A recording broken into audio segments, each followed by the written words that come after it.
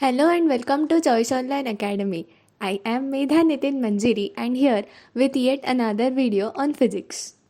So in the previous video we have studied about fluid, pressure and density, and from that video we started with fluid mechanics.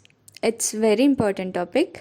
Then in pressure we have studied a very important property which states that hydrostatic pressure depends on the depth of the point of below the surface, that is that height h, nature of the liquid and acceleration due to gravity, while it is independent of amount of liquid, shape of the container or cross sectional area which is to be considered.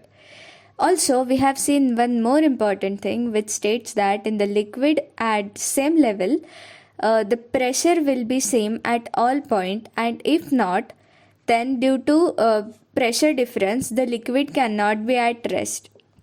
So this is why the height of liquid is the same in vessels of different shape containing different amount of same liquid at rest when they are communicated with each other.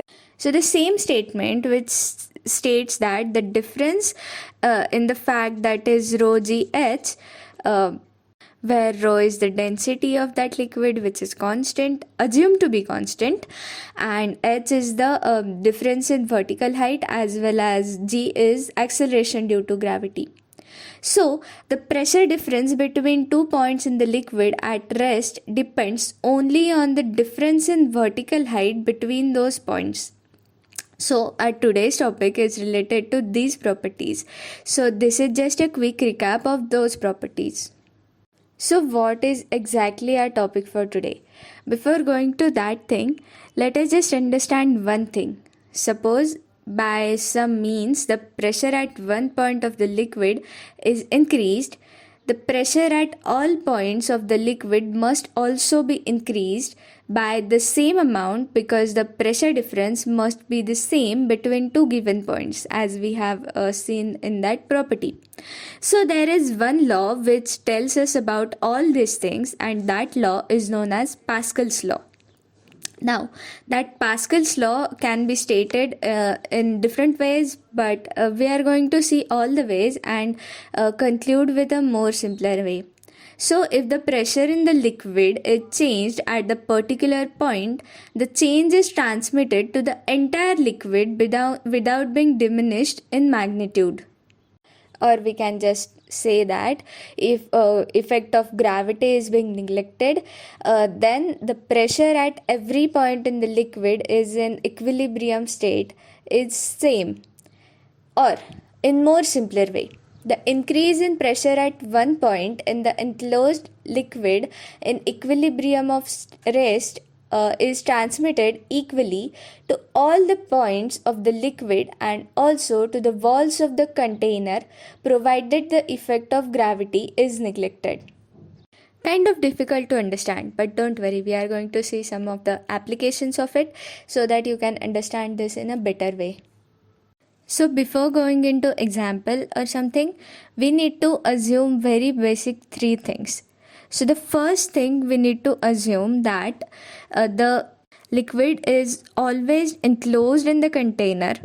Second thing, we need to assume that liquid which we are taking is incompressible. That means density of liquid will be constant throughout.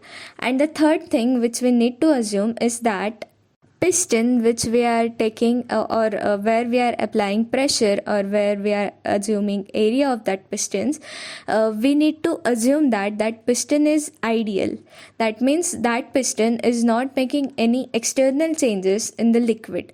It just used for enclosing that liquid, and as well as to apply a limited amount of force on that particular thing. So these three assumptions are very basic in Pascal's law, which we are going to study with the help of example. Take a look at a flask on your screen very carefully. So that flask and the piston which is shown in the figure, we are assuming that the piston has area A, that liquid is incompressible, as well as piston is not making any changes, any external changes. It's just used for application of force. So let an external force of F is being applied on the piston, and as we have seen that the cross sectional area of the piston is A, so the pressure just below the piston is F divided by A. As we have seen, the pressure is equal to force divided by area. So what is exactly Pascal's law? So now take a look at point B, which is on your screen. So by Pascal's law, the pressure at point B will also increase with the same amount, that is F divided by A. Now, why is this so? So remember the property which we have seen. The property which states that the pressure has to be equal to rho GH more than the pressure at just below the piston, just because the pressure difference between 2 points in the liquid at rest depends only on the difference in vertical height between the points. So from this we can state that the pressure at point B will also change by F divided by A. That means increased by F divided by A, as the total pressure just below the piston is also increased because of the application of force. So the pressure just below the piston will increase by F divided by A. Hence, the pressure at point B will also be increased by F divided by A, where F is the applied area and A is the cross-sectional area of the piston. Basically, Pascal's law has three main applications. So the first is hydraulic lift, second is hydraulic press, and third is hydraulic brakes. So the hydraulic lift, this is basically used to lift the heavy load like car or to lift something very heavy. Then the hydraulic press. Hydraulic press is basically used to make the different parts of the cars. And the hydraulic brakes. Hydraulic brakes is a kind of braking system of brakes which is used in cars, passenger vehicles basically, and some lightweight trucks as a braking system. So there are basically three applications of this. So let us just take a look at this. Let's just understand working of hydraulic lift.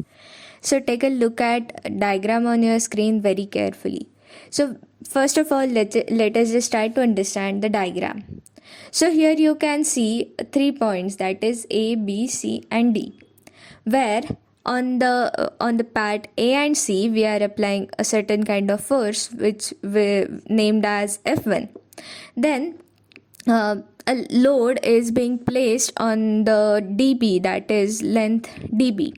And if you observe this very carefully, you will understand one thing, that areas are not same here. Area of A and C is quite smaller than area of D and B. So let's just assume that the area for A and C be A1 and B and D be F2, where the load is being placed on the top. So this is just explanation of that diagram, and here this is actually the working diagram of that hydraulic lift. So we are going to see everything just by this diagram. So try to understand this very carefully and just remember the statements of Pascal's law.